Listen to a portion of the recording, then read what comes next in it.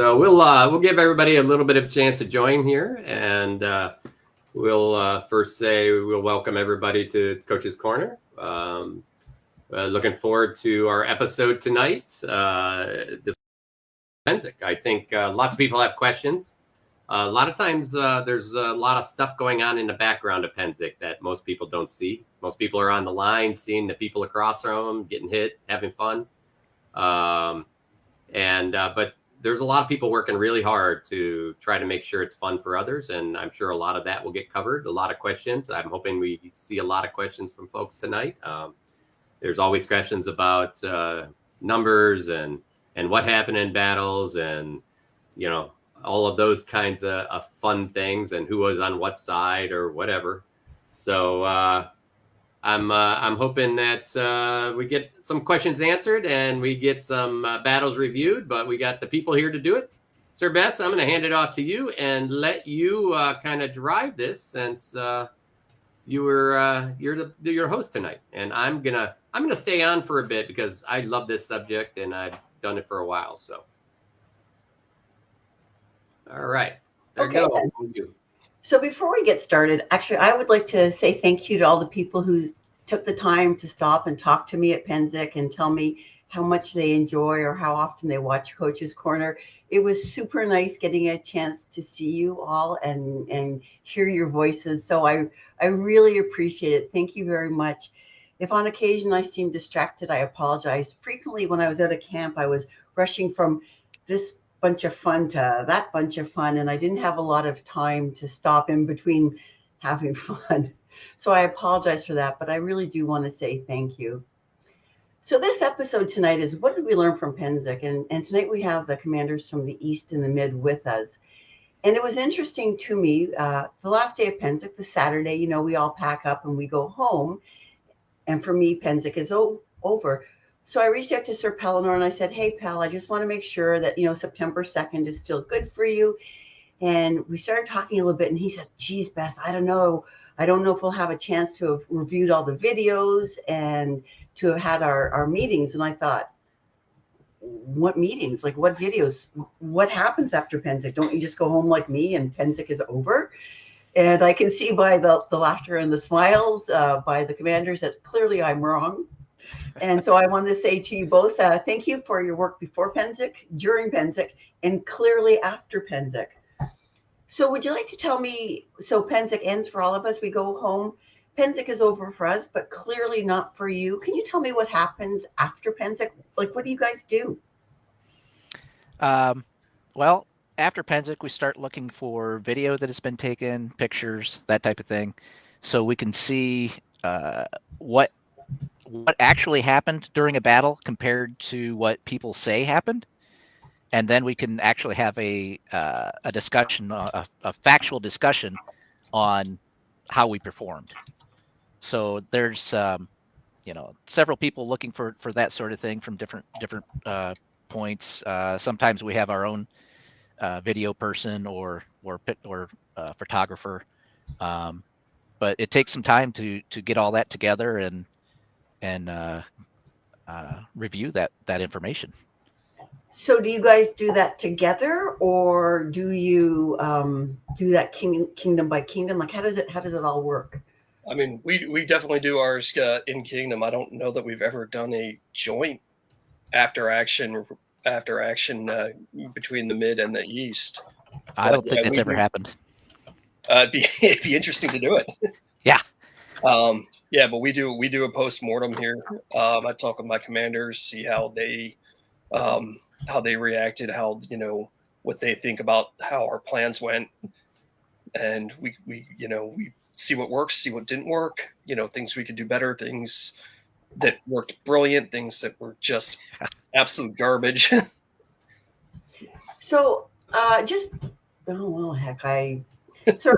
So I'm having issues, Bronis. I can't highlight them. I need your help, please. Oh, I'm sorry. I will. You can't. And I was just posting this to our other boards. I apologize. Oh, okay.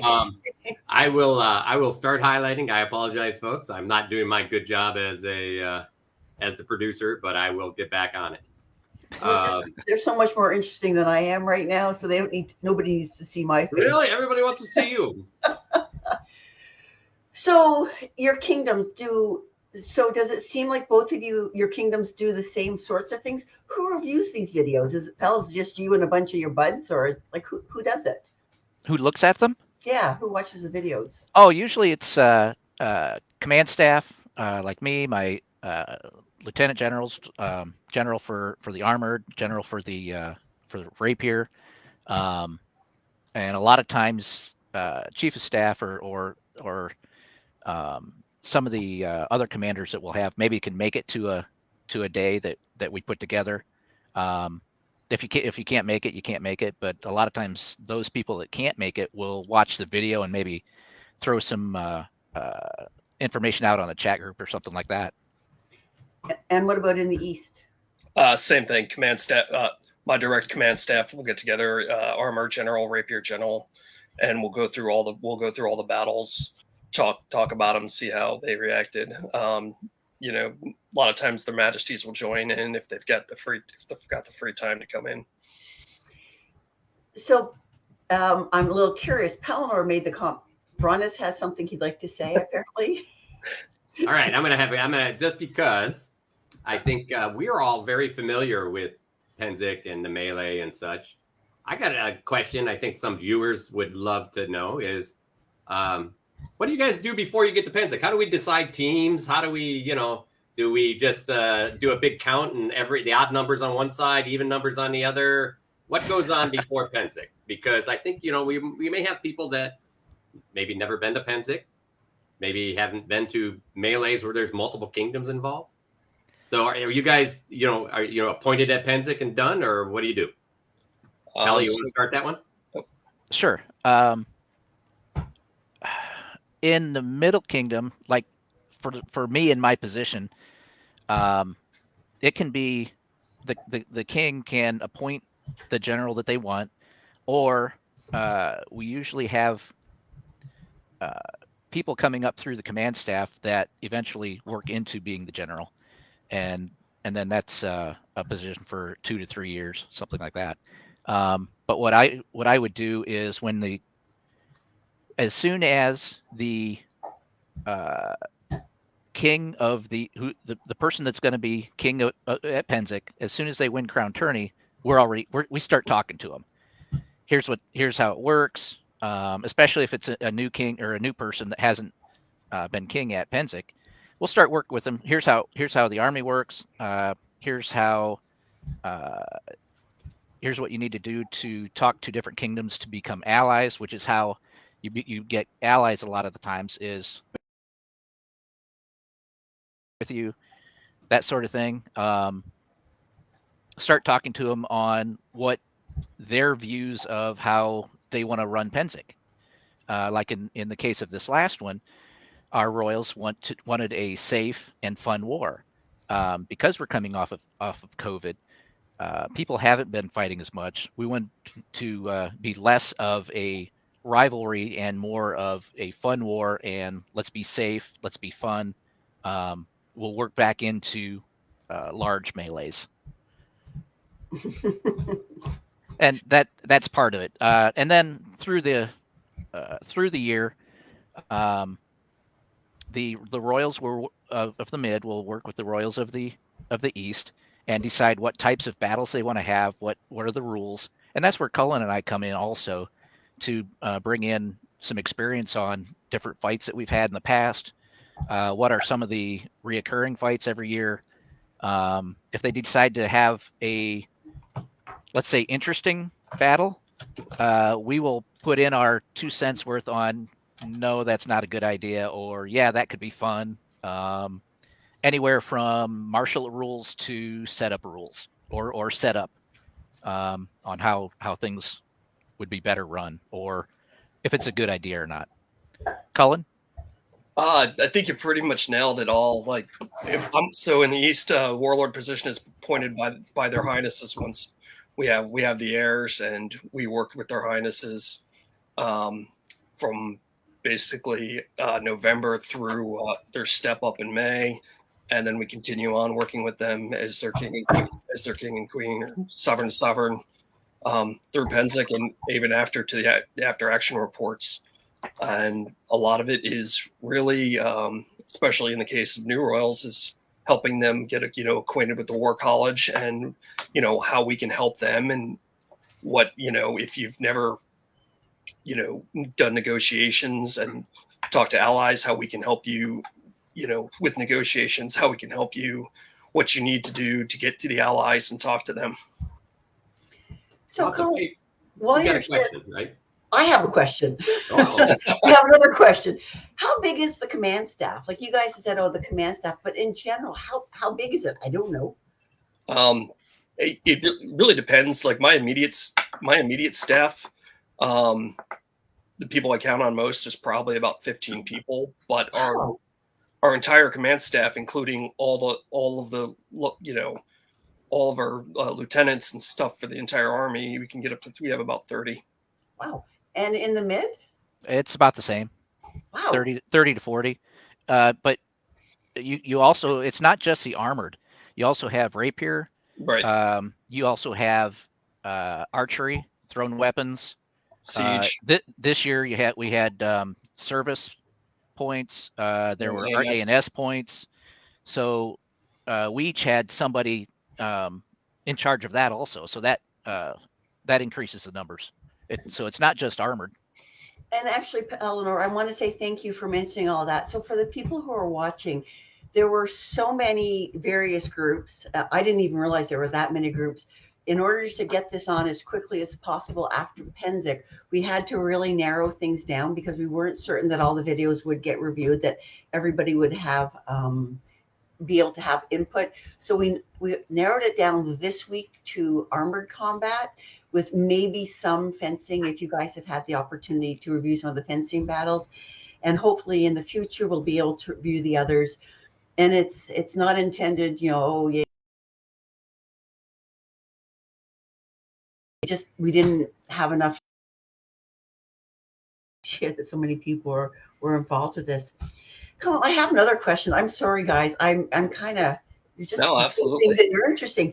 You talked about the Eastern War College. Can you talk a little about that? Is that for command staff or like people, fighters? Yeah, the War College is basically what we refer to the command staff. It includes the sovereigns, the warlord, their armored and rapier generals, their commanders of combat archery and siege, ANS, basically anybody who's going to be involved in the war. A lot of it started out as armored years and years ago. I think it was pretty sure it was Master Farrell who started it. At least he was involved to a large degree in making the War College happen.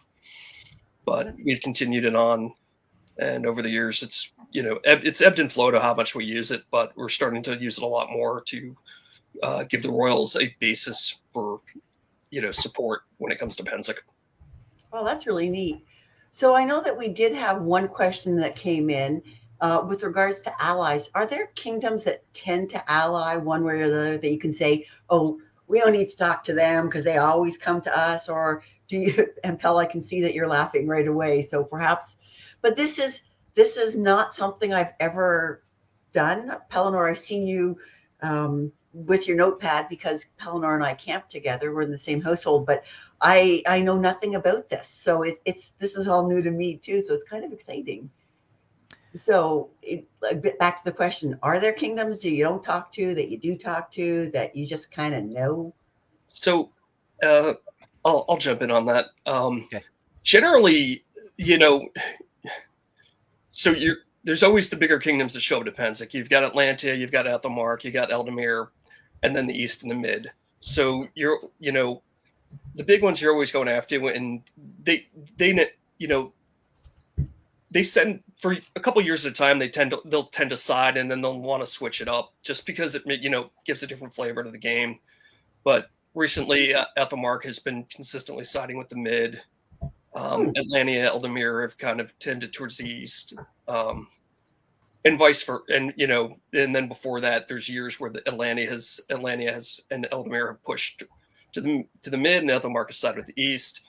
But beyond that, a lot of sorry, like the child kingdoms. I know what you mean. Eldemir for the mid, it's Eldemir, North Shield, Callantyr, that type of thing, right? Like North Shield and Callantyr, tend to side with the mid. So we'll always try to talk to as for the East, we'll always try to talk to all the allies, but with the understanding that okay, Callantyr is most likely going to go towards the mid, or the West is most likely going to go to the East, but these things they're never certain. There could be disagreements between certain royals that that happen behind the scenes that we don't know about, and nothing's ever certain. So we do try to talk to everyone, but there do tend to be the child kingdoms tend to stay with their parents. I'm going to throw something in on that, and really it's interesting because I've been war general at Pennsic for 5-6 years a while back ago. So a lot of that negotiation really comes out of the other people in your kingdom sometimes that also know and have relations with all of these other people. So a lot of times good kings will go to them and leverage them and say, hey, do you know any of the folks in this kingdom or in that kingdom? Can you introduce me to them? And also a lot of kings that have experience with the same people, or people, at least they know people in those other kingdoms because they've traveled a lot. So the more you travel, the more opportunity you have to know those people. So it's really been a combination between the royalty and the people of the kingdom. That's a big, huge piece. And I would agree, it used to be that the kingdoms that broke off usually always came back. But you can see that with Ethelmark, that's changed, and with Eldemir, that's changed. And it's because of relationships. That's what's really changed those things. So, yep. All right, that's my 2 cents. No, it's really important because travel has definitely, made a change in where kingdoms are going with, based on who they know. Now, I know that I just heard this term this year on the Saturday night, the Sunday night, at the end of Peace Week, there's beer and brats, right? Yeah. Sovereign's Technically, it's called Moot. King's Moot, I believe. Oh, but everybody calls it beer and brats because we have beer and brats. I didn't know that. So the Kings, I didn't see. Thank you. Yeah. And it's actually been going on for quite a while. So, as I understand it, this year, is that the last minute or the last opportunity to balance things out or to make things, I don't know, even? Like as I understand it, something happened this year with maybe one of the kingdoms. Anybody? Am I wrong? So what happens at Beer and Brats is we have representatives from all the kingdoms that are there, either their king and their general, or maybe just their general, whoever can make it, and we all declare this is how many people we brought, and we start putting all that on a whiteboard and looking at who is declaring or has declared for which side, and then we look at the total numbers, and we try to even out the numbers.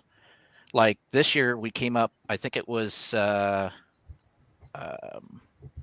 a 40-60. What was it? I think it was like 120 difference. Something like that. So we had to. So what we did was, North Shield was originally going to fight with the East, and they had about 60 people, and so they swung over to our side, and we got it within, I think, 10. Yeah. Of declared numbers. Yep. And we kept East Kingdom kept the rapier, North Shield's rapier numbers, because that kept the balance on the rapier side to within 5, I believe it was. Yep. So heavy was about between heavy, I think, with the North Shield's switch, it was 10 difference and 5 on the rapier. So that's about as close as you're ever going to get it. What were the total numbers on each side? About 350. 50. And what are they use? I have to assume Pennsic was smaller. I mean, I saw empty camp. So what are they? What is it normally? About 600, 550 to 600 is what it usually is in the last several years. Yeah, it was around 600 to 700 back when I was commanding. That's cool. So we were down about 40 to 50%. Yeah. So on we do both have a sides. question. Somebody said, "So what night actually is beer and brats?" Because I was just randomly throwing nights out. Saturday. It was Saturday Okay. of the mid weekend, middle Okay. weekend. Yep. So the other question that we got recently, and actually I'm kind of curious about this too, is what do the negotiations with the two chucks usually look like? Like who talks to them? Does everybody who talks for them? Generally, Bar. Pardon Yeah. me? So go ahead. Go ahead, Colin. Oh, the Ubar or their I think Dagger prefers Overdog. Yeah. Okay. It's what. For those of us who don't know things, what? Who? They're overdog? Sorry, Bronis. Can you elaborate just so that I know? I don't know if you're insulting somebody or saying a title. Title. Okay, overdog is like their king. Their general. Yeah, it used to be the title Kobar, who's the former, used Ubar as the title, and I believe Dagger prefers Overdog. Okay. I was just, sorry, it was just new to me, so I had to ask. They've got their own society and their own titles, and when we negotiate, if they would call us, by our titles, we use their titles. Mm-hmm. Being polite. Respect. And actually for Beer and Brats, we invited them, since they are such a large group, we actually invited them to Beer and Brats to put their numbers up also. Yeah. How many did they field? This year I believe it was 60, 65, somewhere in there. Yeah. Wow. Yeah. Wow. That's like as many as you guys said North Shield has. That's pretty cool. And they're a solid fighting group too. Yeah.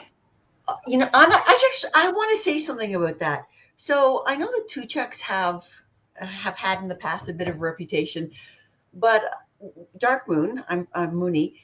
We were fighting against them in the woods, and I got to say there were several times, damn it, where they killed me. But the important thing about them killing me was how they did it. Like there were a couple of times I was just like wide open. They flanked us, and I just got the nicest tap on the shoulder. And I would like to encourage people who possibly have thoughts and remembrances from old days when perhaps things were not as friendly maybe as they are. When you actually fight them, please look and see who you're fighting. They do a great job out there, and they were very nice to us afterwards. That's just my own little let's all be friends and sing kumbaya kind of statement. Sorry. So that's sort of a half an hour of who you guys are and who your staff is and the leading up to Pennsic. So Pennsic is over. You've had some meetings, I'm going to assume. You've been doing some review. So what have you learned? What will you take away? Do you do it battle by battle? Do you say, like, so-and-so stinks as a commander, this plan was terrible, this thing fell apart? What do you do now? Anybody? Bueller? I mean, we try to look at, part of the post-mortem is breaking down the battles. We break down each battle and talk about what worked, what didn't work. Generally our command staff for the battles has, been tried and tested, and, we trust I know I trust my commanders to, come up with, the plans they think for the battles that are best going to work. Wow. And so, Pellinor, what about the mid? Very similar. I'd like to add that one thing that we look at even during the battles is our newer commanders I don't want to say lower levels, but at the smaller unit levels. There's a few of them that we will actually watch during a fight or during the battles, and to get an idea on how they're doing, and then also look at video and references to kind of prove that out what we saw, and we can give a little bit of learning or praise where it's due to those up and coming commanders that we have coming up. Maybe give them some direction, that sort of thing. I do want to say that we have had several newer commanders this year that really stepped up. Cool. I totally agree. What do you look for in a commander then? You say they stepped up. How? What did they do that made them a good commander versus me? Actually, one of the big ones, and I've done this, I'm sure Cullen has too, is actually not getting in the front line, even though you may want to. Step back, see what's going on, see the situation, and be able to react to it, be able to control what's going on that front line. A commander, there are going to be times when a commander has to jump into a hole to fill a hole or do something to fight and actually fight. But then you need to be able to see when things have settled out, and you can step back again, get somebody else in there, and you can step back and see the whole picture again. That's probably one of the I don't want to say hardest, but one of the things that we'd like to see in a commander be able to do. Well, I will say I've seen commanders stand on hay bales and whatnot, I suppose, to get better looks to see what's been happening. Especially short guys like me. Oh, don't even talk to me about short, pal. Did you not hear my rant? Cullen's like 2 feet taller than me. He can see everything. So one of the things I'm lucky about is being with Eldemir. We align with the East. So I fight with the East against the Mid. But having a mid-realm household, I fight with the Mid against the East. And I often hear the same comments on both sides. So let me ask you, concerns about calibration, both before and after. This is also one of the questions that came in. What do you guys, when you're talking to each other and talking to the troops, how do you deal with the calibration issues? Because I will say, whatever the fighters have said on your side, the fighters, I've heard them say it on the other side. So I do want to tell everybody says the same things all the time, and it kind of cracks me up. But I promise you that I've heard these. But I know that this is a concern, excessive force or not hitting enough or light, hard. Please explain. Cullen, yep. Well, I gotta say, I didn't really hear a lot of calibration issues this year. I think, both majesties on both majesties on each side went into this Pennsic with we want to have fun. It's been 3 years since we've done this. Let's not try to let's have fun and beat each other up, but let's not beat the hell out of each other. So generally we try to keep our calibration pretty consistent through practice.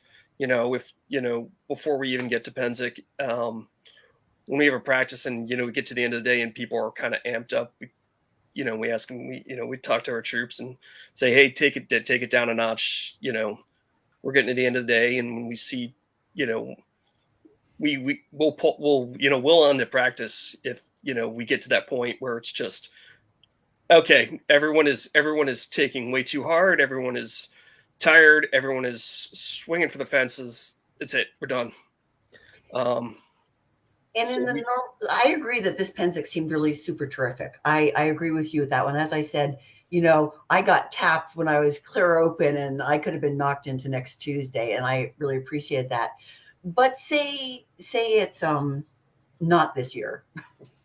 Say it's a war and things are getting a little chippy. Oh, that's a hockey term. Do you guys use chippy? Getting hard. What would you do? How would you take it back to the troops? How would you disseminate, like, guys, this is getting, people are getting hurt. What would you do about that? If our own guys were taking hard or that type of thing, or if we found that out? If we thought we were either taking them too hard or throwing them too hard, how do the generals bring it down to the army? Like, don't be dicks. a lot of times, if it's really bad, like what happened, and this happened this year once, the kings of both sides will go to each side and just say, "Hey, tone it down," that sort of thing. But say the same words on for both sides. Uh, Yep. and they'll both go to each side, so everybody's hearing the same thing. Yeah. As far as what I would do, I would probably get with my generals and have uh, um, the groups themselves talk amongst themselves, because it's really tough to talk to absolutely everyone with one person. So you get with, like, I have regional commanders, or my lieutenant general Armored has regional commanders. We can talk to them, and they have an easier chance uh, to talk to their guys. Um, and I might, if I can, I will go to as many of those as what's happening as I can. Um, but yeah, we're like Colin. We try and nip that for our own guys. We try and nip that in bud during the summer, during practices, with any individuals that are happening. As far as if my guys are having problems with somebody on the other side not taking shots, and I did not. It was really good this year. I'm not saying that happened, but a lot of It's times a I'll, for I'll instance. yeah, if one of my guys is getting frustrated, I'll say, hey, look, stay alive. They'll open up again. You'll get another shot, more than likely. Um, and that anything you say only goes so far, but at least try and encourage them just to keep at it. Don't don't escalate. Just keep hitting them. Yeah, and Uh, the big piece there is really talking to the marshals on the field as well, and then the marshals will help with those things. It doesn't seem like they're there sometimes, and sometimes there's only so much help they can do.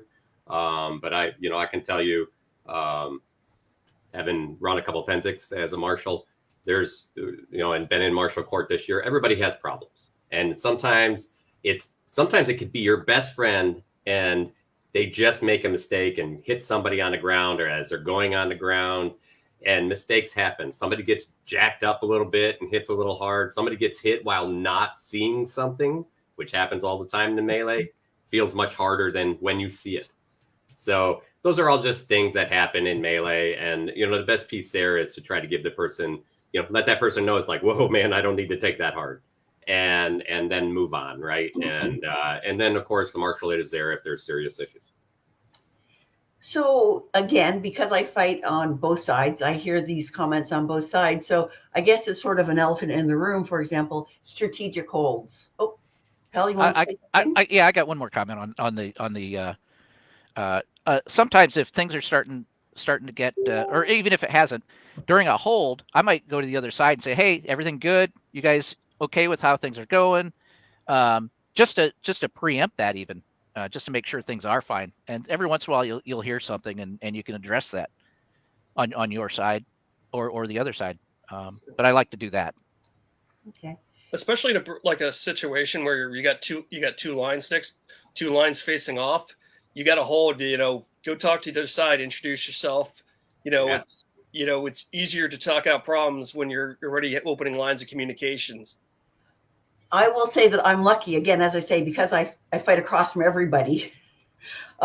If there is if I'm with them and it seems like there's an issue, I'm like, I know them. They're a good guy. If they didn't take it, I will speak to them, but they're not a big fat cheater head. So I'm going to assume that something has gotten in the way.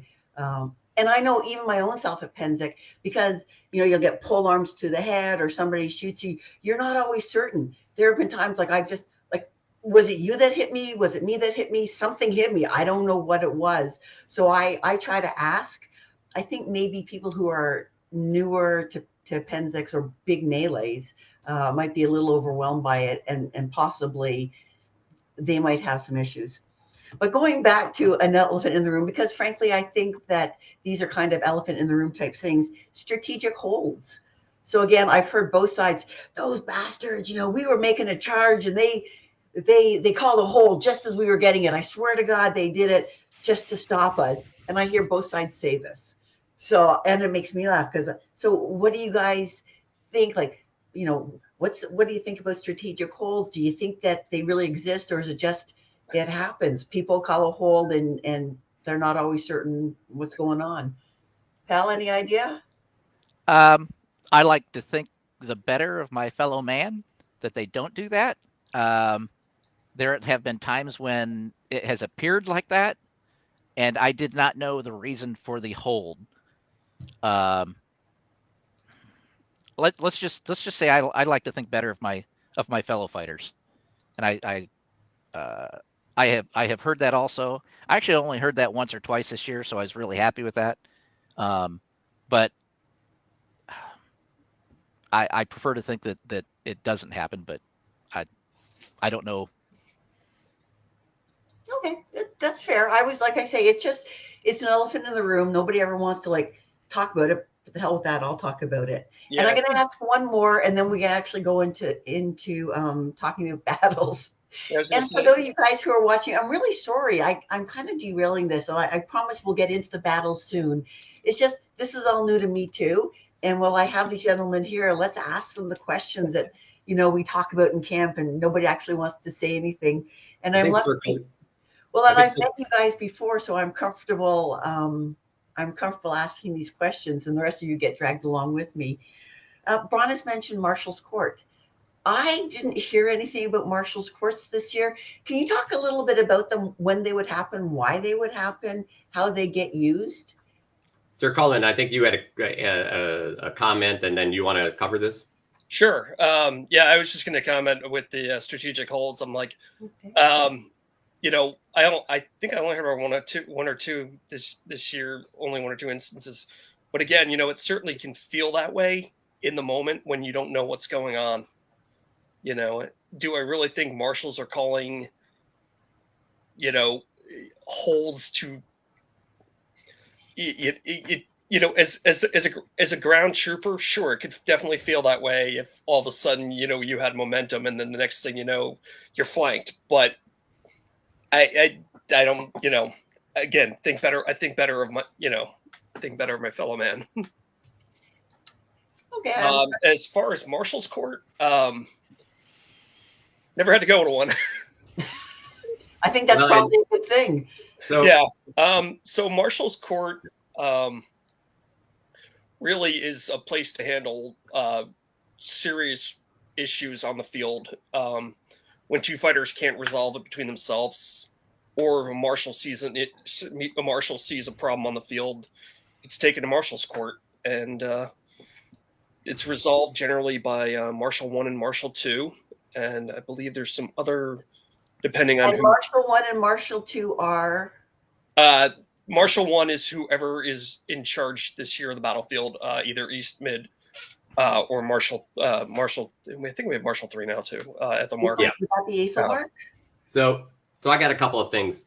So the marshal, actually, there's a person assigned to run those courts, and sometimes the Marshal 1, 2, and 3 are there. Sometimes they're not. Sometimes the Marshal from the Marshal hears one of their kingdom people got brought in, and that Earl Marshal, that kingdom will show up because they're very helpful. And it's up to that person to listen to the grievance on both sides. And really, this is a conversation on both sides to try to find what the resolution is going to be. This year, I was actually running Marshal Court for one of the courts. Valharic was actually in charge of all the Marshal Courts and has been between Valharic and Duke Eliyahu. They've been in charge of many Marshal Courts in the past years. And in the Marshal Court I ran this year, the Earl Marshal came from Atlantia and basically said, this is what I would do. And we looked at both sides. I had listened to both sides. We discussed, why you wouldn't do things and what the other marshals saw. And that way the person was clear, because sometimes you don't know what you're doing, and the people around you, it's much clearer to them. And in many of those, in the marshal courts I've been in, it usually can go to, hey, we agree, don't do it again. If it's minor, no big deal, to, hey, this was pretty serious, so you're going to sit out a battle. Maybe if you're a marshal, you're going to marshal a battle. Anything that can help both sides feel like they agreed and can move on. Sometimes it's so bad that can actually go to no more battles or even removed from sight. Wow. So earlier we were asked, and I'm sorry I missed this question. Out of curiosity, how do Allied commanders fit into the command structures for each side? So Eldamir has its own general. What does our general do with you guys? Do you want to go first, Colin? Sure. They were talking about Oliver. I figured since they allied with us this year.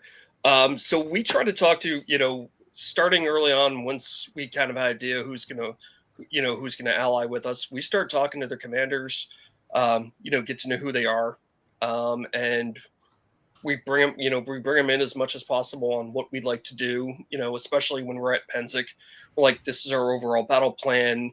This is where we'd like Eldamir to be. Does this work for you? And Duke Ed was the general this year, and it worked great with him. And he was like, yeah, that's gonna, very easy to work with. But he'd be like, maybe if we went, he would either suggest something like, oh, maybe if we went around a little further this way, and I would go, I'd take input from the other generals, on our plans, and, try to give them something that they want to do, that's going to be fun for them, yet something that works with our overall plan. Do you guys ever, I don't know, like promise something to the other kingdoms? Like, hey, if you're allying with us, we'll let you take the point on this bridge, or if you want that bridge. Do you ever do anything like that? Yeah. Generally, that's between the sovereigns, but okay. It could be anything from like, hey, we've got 2 spots for you on our heroic champions, or command, we'll give you command of this battle. This is all yours.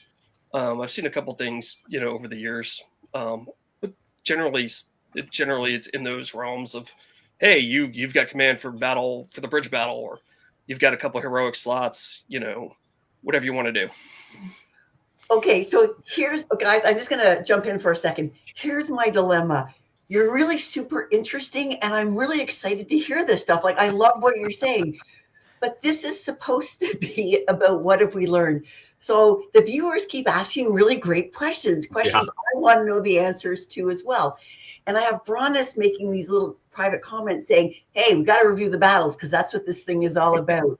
So let me ask, I'm going to ask both the viewers and my generals and Bronis. Do you want to just talk about like stuff? It's like we've been doing some more, or do you want to like jump right into the battles and any analysis that may have been done so far? So we're going to take a little pause while I tell you, yay, I am now COVID negative, so I'm all excited about that. Thank you.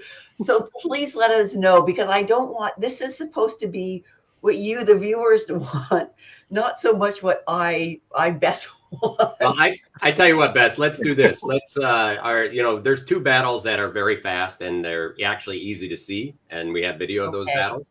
So let's start with those battles. Which one do you want to start with? Let's start with the Belteds battle, and then the Unbelteds battle. So I'm going to show my video of the Belteds. No, I got a couple streams from Kellic that were on YouTube. Makes it a little easier to view. Okay, so with the belted battles, I'm going to leave it to these guys, but I'm going to tell you this year, I don't know, I'm going to be very curious to hear what you say. The belts started far apart, they walked together, and my video is 38 seconds of fighting. So I want to hear what you guys have to say. And now let's watch the battle.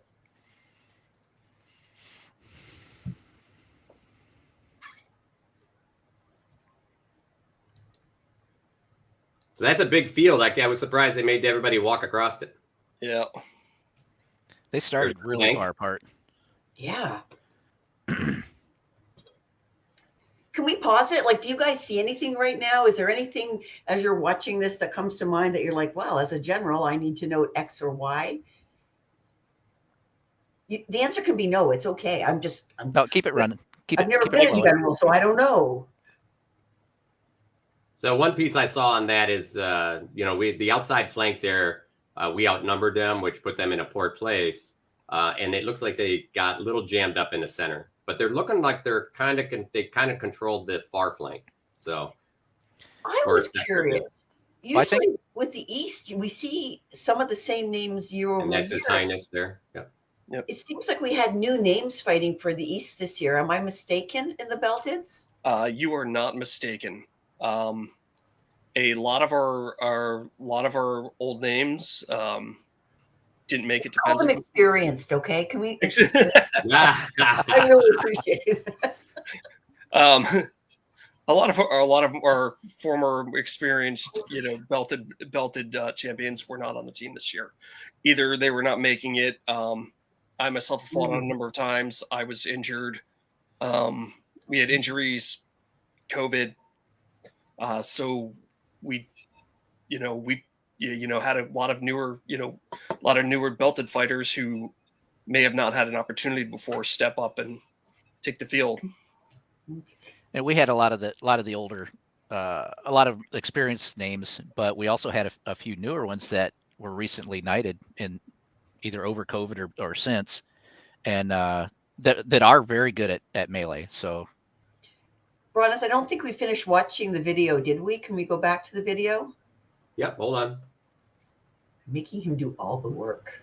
All right. Let me go back to that one. Yeah, it was the very end here. I can move it back a little bit, but Yeah, please. So I'm going to point out a couple of things happened, and I would agree with Sir Colin. I looked at their team, and I'm like, wow, I don't know a lot of those guys. And it also looked like they had a couple of guys that are probably a bit older and not moving quite as fast as I'm used to that team moving.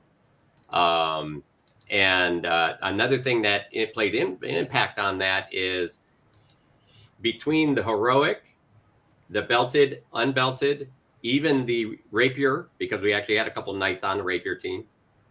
If you did one thing, you were not allowed to do the other thing. Right. Mm-hmm.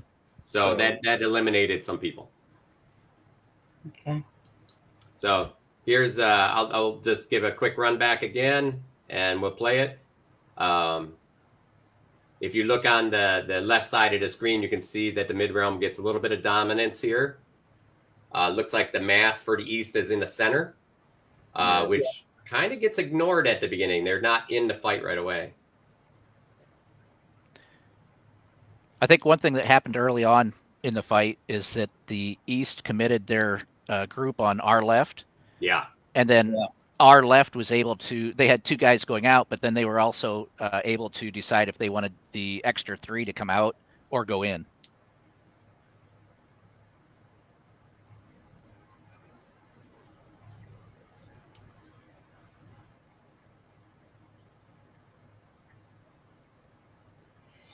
Yeah. So how would this inform your decisions for next year, say for the next Allied Champions?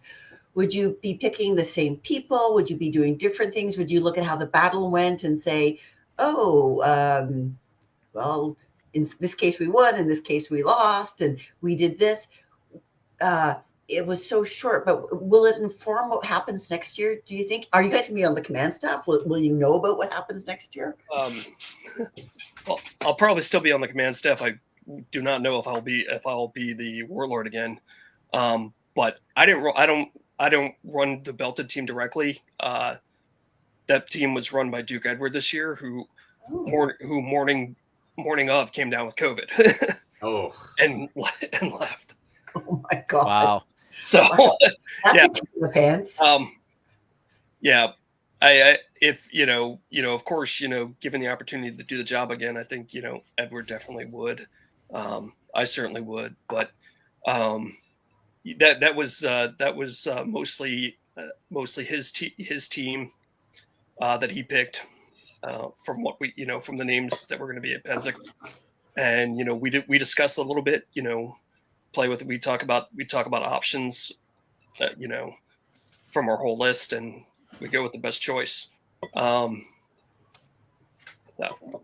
whether that the list may change again next year based on who's available to come to Pennsic. And Pelmer, what about the mid? Very similar. Sir Crow led our team, and I let him pick his guys. And as far as will the guys change? Sure, it could. It could depend on who's going to be there. but it can also depend on the commander's plan. Maybe he wants to do a certain thing that takes more shields or more poles, or maybe he wants to get more people that traditionally fight together. So those are a couple of different reasons that the lineup could change. Okay, so elephant in the room. Let's talk about who gets picked. We're just doing what I want tonight, guys. I'm so sorry.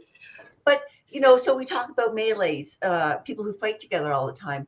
How do you decide who's going to be fighting on either the unbelted or the belted champions? Is it like me and all my pals, or is it this one group of people that fights together all the time?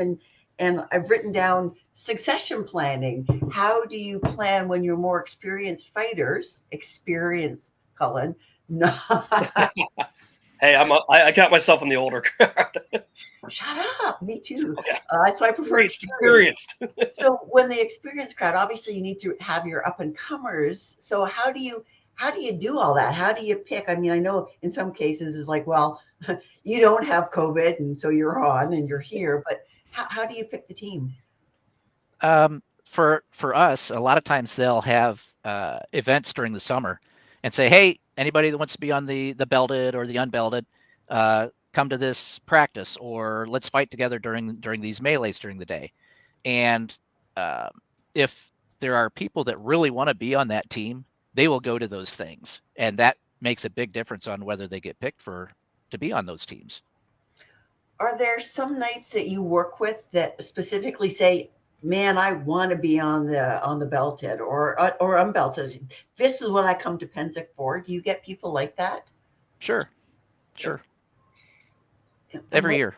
And what if you think like you don't have enough spots? What? It's up to the commander to choose between those people. Okay. What's gonna fit in his plan? What's gonna fit in his scheme? I've been on it before. I've not been on it, and I'm okay with that. And how do you work on succession planning? Which I know is my business jock talk, but how do you work on succession planning for your belted team? So you've got your established names who've come out year over year and they work together. So it's terrific. But eventually, somebody gets COVID. That's what it is. They get COVID. They don't hang up their swords. So how do you work in the succession planning for the belts? Do you bring in like 2 or 3 new guys who are together, or just one new guy? Because if you bring one new guy or female fighter, like they don't know this other person, so they're kind of a lone fighter by themselves. I'm going to cover this one because I think you're getting deeper into this than what it is. Well, I'm just really curious. You literally, I'm going to give you a clear spot on this. Okay. If you've been on a team and you're still performing, you're probably staying on the team. Okay. If you kill a lot of people, you're probably staying on the team. If you have some terrible weapon that doesn't make sense in melee, you're probably not getting on the team. If the king doesn't like you, you are probably not getting on the team. If you have 12 guys that fight with you, I guarantee you're not getting on the team with 12 guys, because it's shifted all over the place. And it really comes down to the commander of that team, who changes almost every other year or every year. Thank you. I like that answer. I'm just being truthful. I've seen them all. But I'm all about like being honest, right? Because there are people like me who go, I don't know, like how would like some, hey Bess, you want to be a general? No, thank you. I've got no idea how to do it. I watched Pellinor. I think the first year you were a general, you had your notebook, and we go to things, and you were just taking notes all the time. And I think to myself, what is he writing down all the time? I was always so curious about it. So I think the other one that we would like to look at tonight would be the unbelteds, right, Bronis? Yep, and this one goes a little different. Okay. So let's take a look.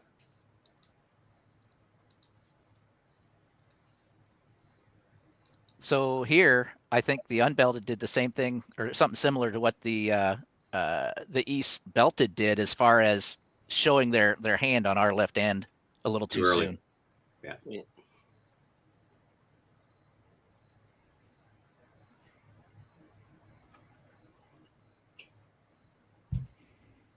Again, they were even farther apart, which was interesting.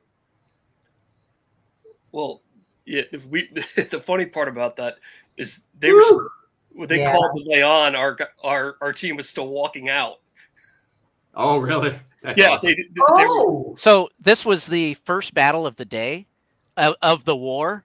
Yeah. And we had Cullen and I and the Royals had said we are going to start on time every battle. And people, Be there, I don't think people don't be believed there. us. Yeah, the And- other part that happened in his battle that was hard was there were a lot of actual spectators too close to the field, and Oh. you can see some of them run later. And actually, one of those holds that people are like, "Oh, why is there a hold?" Was stuff happening. It was stuff happening on the field, but it was near the spectators. So, all right, I'm going to continue. Yeah. All I have to say is you guys totally crushed these poor little 3 guys out on that flank. I feel sorry for them. Yep. So can you just pause for a second, Bronis? No, seriously. One of the things that I've always said to people, there was many on 3 at that point. So I've always been taught that if it's many on 3, that if you don't engage because you could die, we saw that. But if you sort of keep them tied up, the numbers have to be balanced somewhere else. So Okay, let's show you how long they get tied up here real quick. So here's your 3. Here's the your 3, 6, and there's the many. right? But So if you their say job back here up, should be to not engage. that's But what you I can was trying to see say. they engage. Yeah, so if they had not engaged, like run around to try to just make those other people distracted by them, the numbers elsewhere would have been more open. So Pellinor is the general on the east, or the mid, on the mid. Would this be one of the things that the mid would be focusing on for the next year? Hey guys, when there's many on fewer, if you don't actually engage, if you just kind of harry them a little bit, then the numbers elsewhere will be better for, in this case, the mid. Had the 3 not died, because they tied up what, 6 or 7. That would be a teaching moment for next summer. Say, hey, this is what you can do to tie them up a little bit more.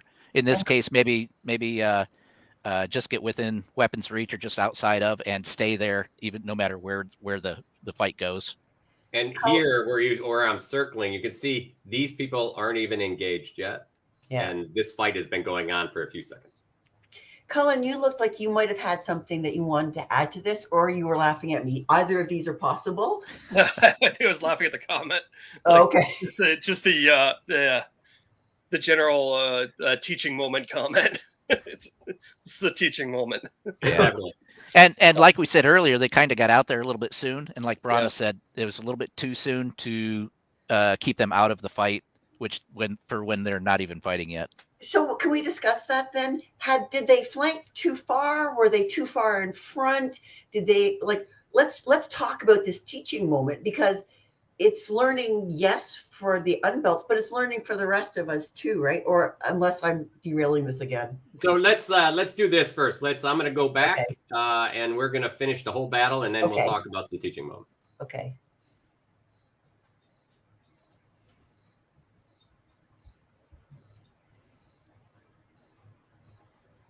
Here's your people.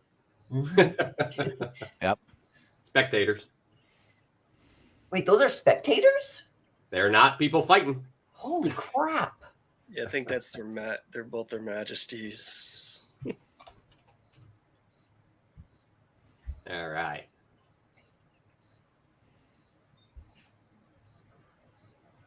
They got great momentum on that corner. Yeah. And this is still engaging. Mm-hmm. They do a nice job. Those 3 do actually a decent job holding them. Yeah, because they haven't reformed yet. Like, they didn't rejoin. And I believe this is our first hold right here. Yep. That And this is the problem with the hold, is that there's a lot of time in between. And then it causes confusion.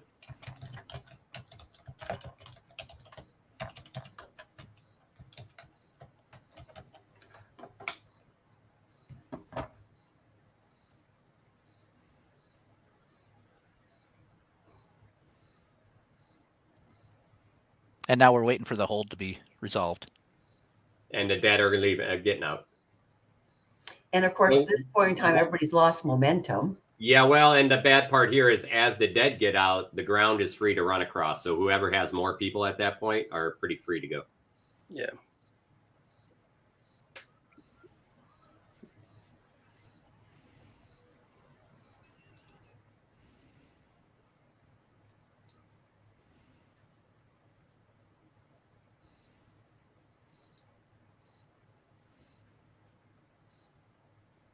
Man, I don't even remember this hold being this long.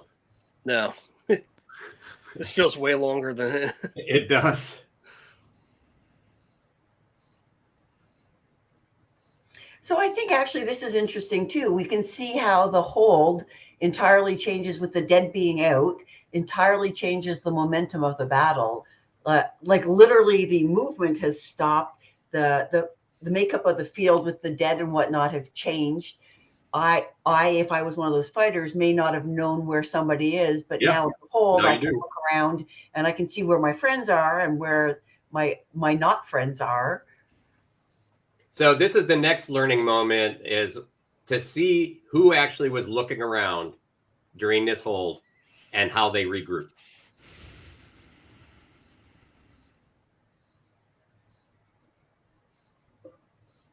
And look at the Easterners join all together.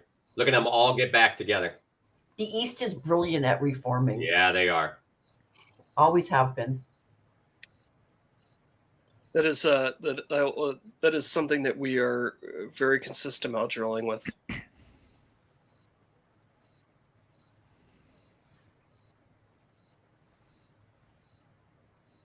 And it really shows in this video Yeah, too. yeah.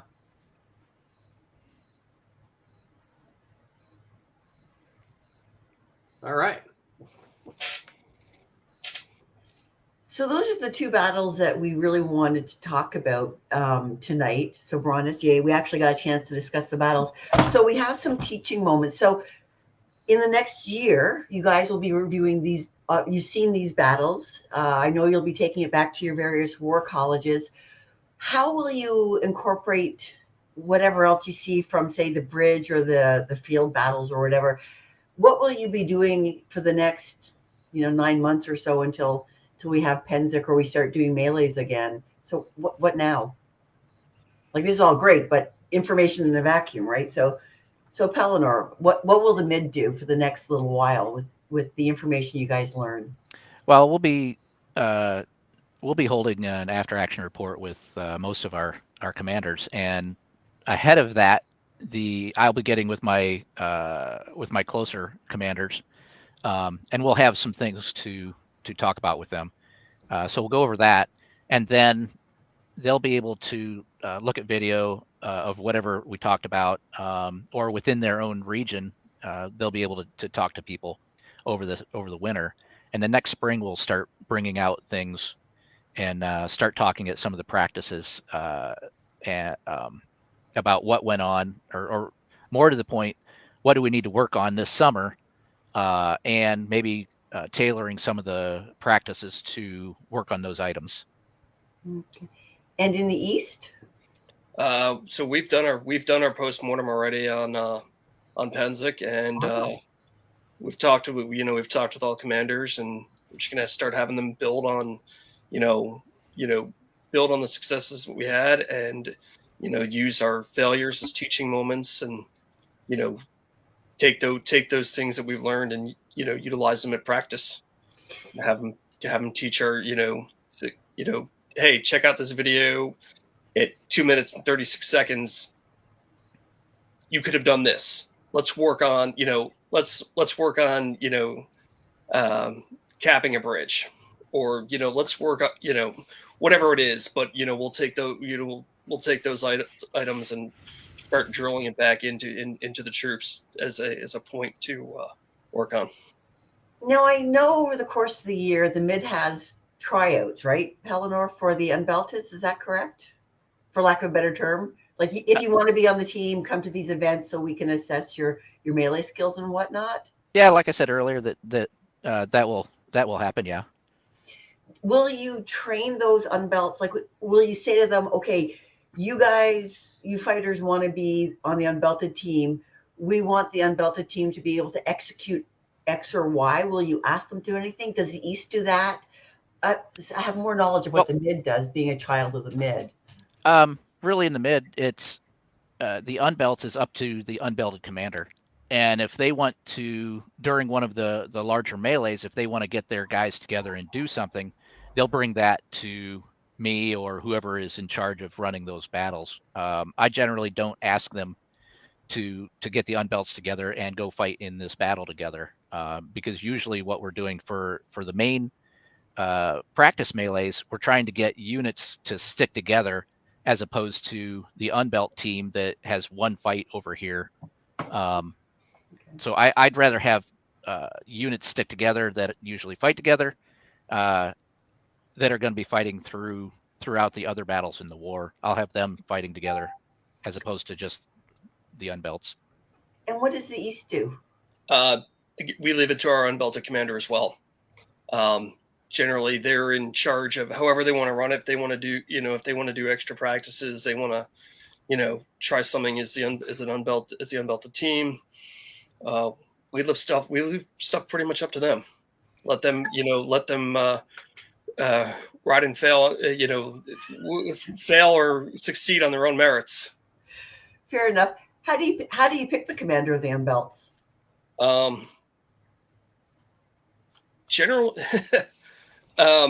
Our commander this year had been the commander for a number of years, but generally they seem to have successors. Sometimes we've had a chivalric like coach for the team who's helped make those decisions, but probably in the last 7 or 8 years they've all been doing it on their own. And Pal, how do we do it, or how does the mid do it? A little bit of the same. Sometimes a king, the royalty will want a specific person to do it. Sometimes there's somebody is a successor. Sometimes if you don't have anybody that really is standing out, it's every once in a while it's okay, who wants to do it. That has happened also. But a lot of times it's a successor or the king specifically wants somebody to do it. So I've got questions again. So in general, so now we're going to have so the next battle was the town battle. Bronis wants me to know the next battle. No, keep talking. Keep talking. Was the town battle. But so you go, okay, here's the town battle. This is what we think is going to work. This is how we think it's going to go. As an everyday fighter at Pennsic, it seems like we do like a lot of the same stuff over and over again. Am I mistaken on that? Like, there's got to be a limited number of ways, like with the town battle, depending on how the structures are set up, there's only got to be a limited number of ways, and the variations are the structures. Am I correct on that? As far as the town battle? Well, the town battle is in specific, but any battle in general. Well, you have to realize Pennsic or the Pennsic staff only had budget only so much for hay bales. Okay. Oh. So you want to structure your buildings or whatever structures that you want to build, whether it be a wall or buildings or a boat or whatever, you really have to keep in mind how many hay bales they're going to have. There was one year where they had this really complicated town with, I don't know, 20 or 25 buildings, and then there was a shore and all this other stuff. The giant foot. Yeah, that was a giant foot. Yeah. And so a lot of the walls were made of caution tape. Yes. On sticks. And it was terrible because lines would be moving around and going backwards through walls, and a lot of it just got torn down. So a lot of the battles are, you look at it from the viewpoint of battlefield setup. Is it easy to set up? Is it something, if it's a hard setup, set it up for the first day, for Monday, so that battlefield setup has plenty of time to get everything straight and set up, and then use the easier setup battles mid and later in the week. Does that answer your question? It does. I actually just got a private email saying that there's also only a limited number of hay bales in the county. So it's not like, well, just increase the budget. It's like literally there are no more hay bales. So one of the takeaways I get from this is like, don't wreck the hay bales. That's exactly. So one assumes then that were hay bales to get destroyed earlier on in the war, that maybe a battle that relied on, say, a Friday, that relied on 100 hay bales, if they get destroyed, that's it. The battle needs to be modified. Is that why we have like the town and the bridges in the earlier part? And Bronis, you're nodding. See, I had no idea. That's part of it. Part of it is actually that's been a thing for years, specifically because so one big thing we had in setting up the field is getting people out to move hay bales is very, very difficult, and people put in an incredible amount of work that nobody ever sees because some of them are out there doing it in the afternoons, and people are at home showering, eating dinner, prepping to go out and have fun, and they're still setting up. I do know that hay bale movers are hard to find. Is there any way that maybe after so Monday was the town, right? Yep. Monday was the town, then Tuesday was the woods. That's Wednesdays was off. Thursday was bridges. Now I don't know. I know other things were happening during the day, but certainly in the morning we start off with the heavy battles, then we move to fencing in the afternoon. Is there any way that maybe immediately after the battles the generals could ask their people to ask those people to move hay bales? Like if we knew it right away. Do they? Mm-hmm. All the time. And after the rapier fights are done, they ask their people to move hay bales for our fight for the next day. Yep. Yeah. Somebody says that should be in the Wednesday was siege. Apparently, I see one of the comments is Wednesday was siege. I know about hay bales because I have a friend who's the battlefield coordinator, and I hear a lot about it. But I will say, as much as I keep my ears open for it, I don't ever actually recall hearing something about that. So I'm going to make a suggestion to any kings, queens, future royalty that perhaps, if you have courts afterwards, that at your courts you go, hey guys, we want to be moving the hay bales. Could you all go down to the field and move one hay bale as court is breaking up? So that'll be one. I'd like to make that. Well, they do. They have already. Just to let you know. Okay. They have. They're already out thinking you, so don't worry about it. Got it.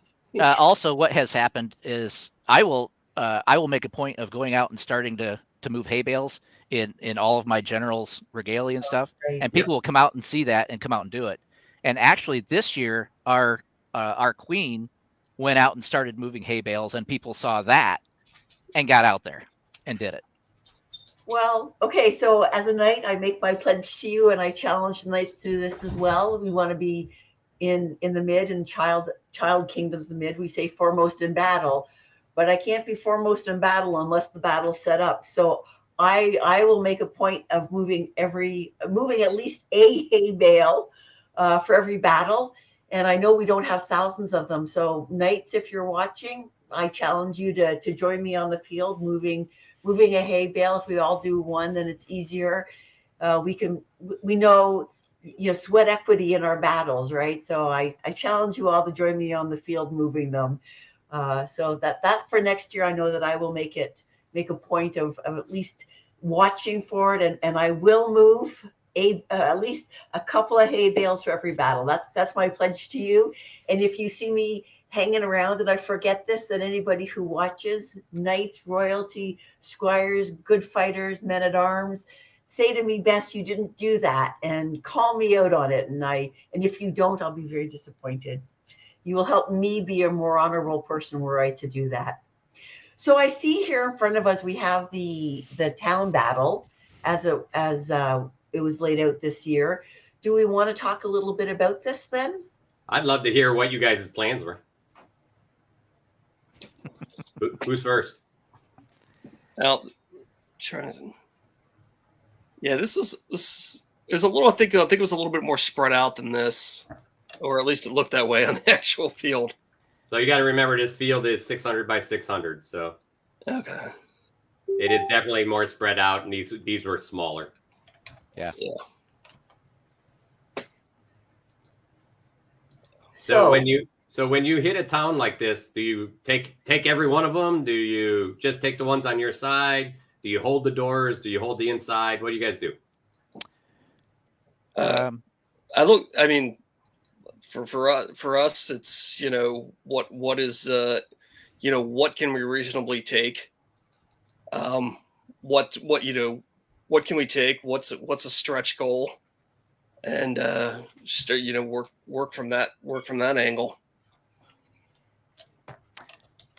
Yeah, for us, we definitely wanted the 2 on our side, and then we were trying to get the 2 outside buildings. The cathedral, if we could throw some people in there at the beginning just to mess things up, that was fine. Otherwise, I think we were trying to just block the doors. Because if the East could fill that cathedral up with a bunch of people and we could just block the doors, then that's people that weren't fighting anywhere else. And whether we got the outside buildings or not, what we would see how far beyond the buildings Cullen's guys got would tell us what we needed to do. I think our main objective was the left-hand one as we're looking at it, as the middle's coming down from the top. And then the right one, if we could get it, we would get it if we could, which we didn't, but the left one was our first objective, or third, I guess I would say. So, Pellinor, I'm calling you out, man. Okay. So, I was fighting this one with Dark Moon, so I was fighting it with the mid. My understanding was, and perhaps I was confused, that we, Dark Moon, were starting on the right-hand side, and then suddenly it seemed like about 15 minutes before the battle, we got shifted to the left-hand side. So why would something like that happen? Or did I just misunderstand what my commander was saying? Always a possibility, No. So I believe what happened the night before in our command meeting, everything was laid out, and then after, like at the end of the command meeting, I believe there was some change on who wanted to fight next to who, type of thing. So we just shifted people around the night before, but we couldn't get the word out until the next morning. So that was a change that morning. Everybody still got to fight. It was just who was fighting next to who. Okay, I just wondered, like it seems like, as a random Joe fighter, I'm like, well, okay, I'm here now. I'm going there. Okay, that's fine. And that comes back to like what Sir Cullen was saying about finding out what your allies want to do. One of the allies wanted to fight next to somebody else, but it didn't come out during the command meeting. So we changed it to make people have fun where they were fighting. Also, one of those things where you would switch units around is if, like, for us, if you guys are stacked on this, stacked heavy on what would be the right side of the screen, we would certainly, move troops to, if we're thin up on our side, we don't want to throw a small number of troops against a very heavy, press from your side, so it's kind of balancing, it's balancing our ultimate plan that we have versus what we're reading the field as on the, the day of, and trying to assess the situation on the fly. So one of the things I'm curious about, it seemed like this year, I do not know how it happened. I was across the field from Eldemir a lot when I was fighting for the mid. So I was fighting with my household. Do sometimes the East, because the Eldemir was fighting with the East, do you, as commanders, do you say, hey, Eldemir, go fight against, I don't know, North Oaken all the time? Like, do you shift them around depending on where the other side goes? Or was it just a damn coincidence that Eldemir was always across from me? Because I was starting to think that somebody was saying, find Bess and be across from her. It's definitely a coincidence. In the case of this battle, I asked Dugan, where he wanted to be. We had an idea of where he wanted to be, and he was good with that. And it just, happened to coincidentally line up with Dark Moon. Yeah. So after a while, I'm like, man, these guys really Ellesmere really wants to kill me. I had permission. I know that for us, we didn't place anybody because of who they were across from. But I know it has happened in the past where maybe an ally says, "Hey, we want to fight that group or something," and if we see where they are on the field that day, then I know it has happened. We didn't do it this year, but I know it has happened. Yeah. Wow. There's definitely, especially like if we're sending troops over, during, I know we sent troops over like on the last bridge battle and Yeah, on the last field battle, like we specifically had those troops try to not line up against, people like that they would normally line up against with. So they're not fighting, they're coming to fight other people, they get to fight other people and not Not their friends. Not their friends. Yeah.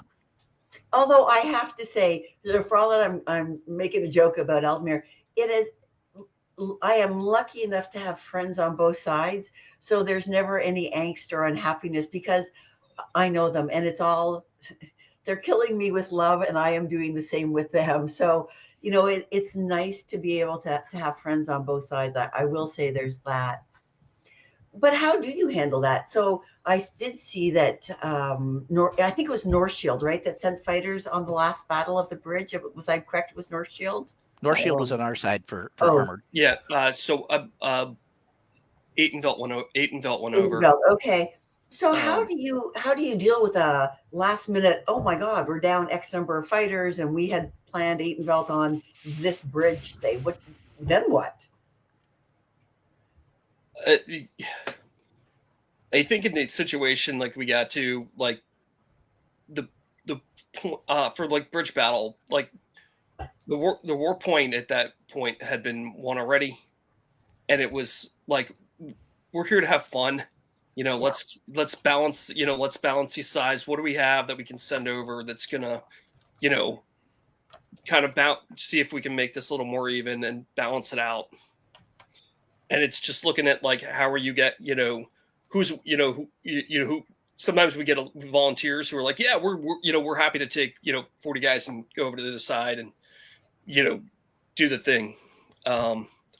So it's for us it's ultimately try to balance it, keep it even, and have fun.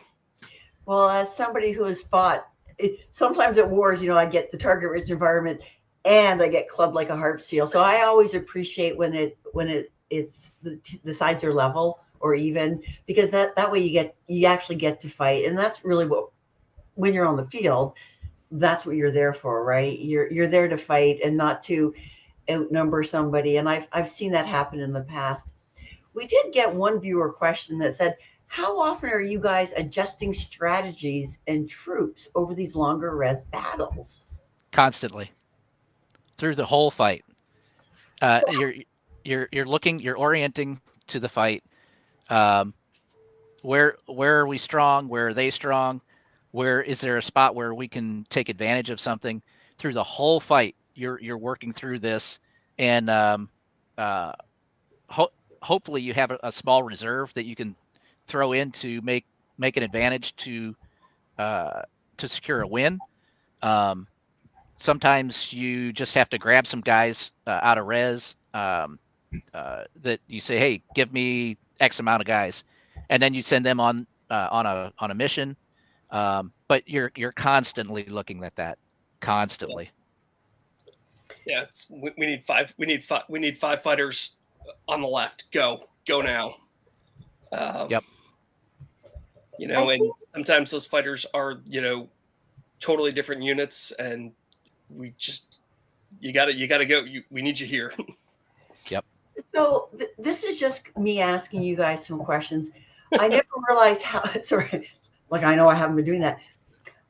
I know marshals sit out battles and they marshal so that I can fight. And I really appreciate the service that they do.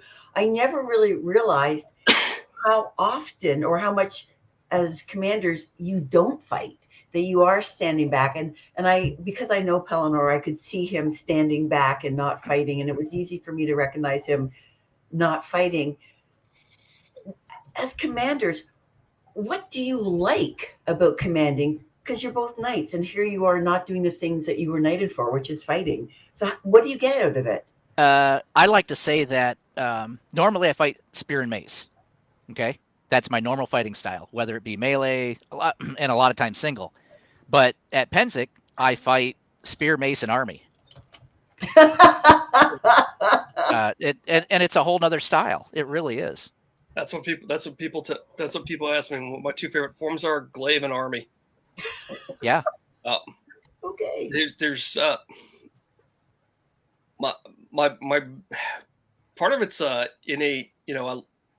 My brain kind of works that way. Like I like being able to try and it's like a good game of chess. I like being able to strategize where all the pieces are going in the next moves and how things are going to play out. And there's whether you actually get to swing a stick or not, there's a deep satisfaction in watching these plans that you've worked on and the army you've trained and your allies come together and execute this perfect chess match. Yeah. It's fun being a project leader, right? I mean, you're laying something in place.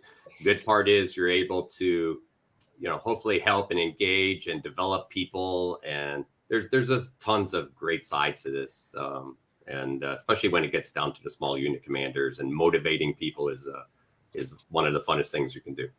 And even if we don't win, I like to see if my guys have been executing what they're supposed to be executing. Even if we don't win, they're doing those things that are right. So I like to see that too. So speaking of winning, I very rarely actually know what the points are. So can we cover what the scores? Do you know the scores of the battles? Like how did they go? The wins, I don't know. I have no idea. I have it written down. I think it was the end. I think it was like 32, 20 something, 22 before. Something like that. Yeah. There were some of the points that I didn't find out one way or the other until after I got home. Yeah. Like service, A&S, I didn't find out, I don't think, until Saturday. But there were a couple of them that I just didn't hear what they were until I got home. So anybody know the town battle and what the points are? That was a timed battle where who held the flags got the point, held the majority of flags. Do we know what that was? That was East. Yeah. Do we know? He's got all the points. All of them? Yeah. Oh, okay. Okay. Then So it was control of four flags at the 20, 40, and 60-minute mark, give or take. Right. 2 minutes. And East, I believe, had East had all the checks. I think at any one time the mid had were 3 flags. I'm pretty sure. Yeah, somebody mentioned here it was like 11 to 8 flags or something. I don't. But you took all the points. I know you took all those. I know you took each piece of it. How about the woods? Because I didn't hear that one either. Woods, the East took all 9 points, all 9 flags. Wow, that's awesome. Wow. East was pretty dominant this year. I fought on the East, so that's cool. I think at one time on the mid's right side we had the flag for one of the point counts, but the mid had but the East had the other 2, so they got the points for that score or for that time period. Then how about the bridges? East had the 4 bridges. Won the first 4 bridges. The 5th we sent 8 Mbelts and I think some other troops over, and then you guys won that one. And then the fields? Also 4 and 1. Yep. All right. But I just wanted to get it because I think there's a lot of people that probably are watching that kind of wondered what all of those ended up like. And the good part is there are, when you guys are talking a number of points and even knowing what they are, there's so many points. And just so everybody knows, some of that was put in place. There's still a lot of controversy about points. Because in the old days, you had pretty much 4 battles or 5 battles and you figured it out, right? And I think Pennsic went, we tried to be more inclusive with all the different groups. And also it kind of dilutes the that feeling that you have to win everything. And overall, I think Pennsic is a place where everybody can come and have fun. Absolutely. Yep. So Bess, this is all you. Okay. And at this moment, my dogs decide to lose their minds. Yay. So there's one more question that I actually have too, but it's a viewer question. Will we ever get to fight in the castle again at Pennsic? I guess that's really up to their the Coopers and their Majesties. Oh, okay. So there's no rule that we can't. It's just we haven't so far. I know that I don't know the current condition of the castle. Okay.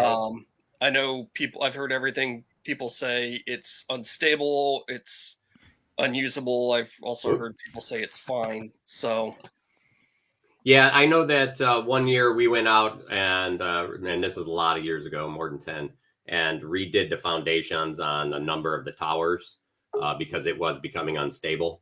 So welcome back, Bess. And so I was finished. yeah, and so I know that at the time it was restabilized. I haven't heard that it's not unstable. And I know they do all the water battle and stuff there. So I think it's up to the Kings and the Coopers. Pretty much. Yeah. All right. So we got 9:32. So I want to thank our guests. You guys were super. I love talking to you. Apparently the dogs love it too. You're super interesting. Thank you. You guys, I feel like you guys have all the super secret information and I've never heard it before. So thank you so much for agreeing to do this. I really, really appreciate it. So thank you. For people watching, if we didn't get to all your questions, I'm sorry. You can just blame it on me. Please feel free to ask us any questions. We'll pass them on to our guests if we haven't got to it. And I know that next week will be a really super episode 2, or also we are talking about all types of melee training, including shield walls, tactics, and drills. So this is a good lead into next week. But training mistakes. So know them before you start. So how do we pull this all together? We have one of our fencing coaches coming with us. So it's not a standalone episode, just fighting the heavy fighting the way this one was. And again, it's simply because our coaches were not certain that we'd have sufficient time to review all the videos and all the stuff. So thank you very much. Does anybody have any last words? Yeah, I posted up Sir Burry from Anglesey, which is incredible. I'm sure everybody's super happy for him, and he was on tonight. I want to congratulate him for being knighted at Pennsic, and for those really interested in melee, he does a wonderful job on tactical fighting information. He has a number of things on Pennsic, and some of the tactics that you would have seen there on the Tactical Fighter blog page or blogspot page. So go out there, check it out. He has the graphics are great, shows engagement, shows how to flank and all of those other types of things. It's a great resource. We've had him on the show. We'll have him on the show again. And I just wanted to put it up and plug him a little bit because excuse me, he is for sure a person that is truly dedicated to melee and the things to learn there. So, Pellinor, anything from you? This has been fun talking about Pennsic and different ways we do things. For anybody out there that thinks they might be interested in getting into command structure, just go talk to one of the regionals or one of the commanders. Most of us are love to talk about melee, and we'll do so for hours. But that's a good way to if you want to try and get into it, just talk to them and we'll see where you fit. But come and have fun with us. And wrapping us up, Sir Cullen. I just want to thank Sir Pellinor for being an awesome counterpart. It's always nice to work with someone you get along with, and having never met you before this, it was great working with you, and I'll look forward to doing this again sometime. And that's about it. I have to say that Cullen was great to work with also. Just all through the whole year. We had very similar outlooks on how Pennsic should go, and so it was just a pleasure. Yeah, absolutely.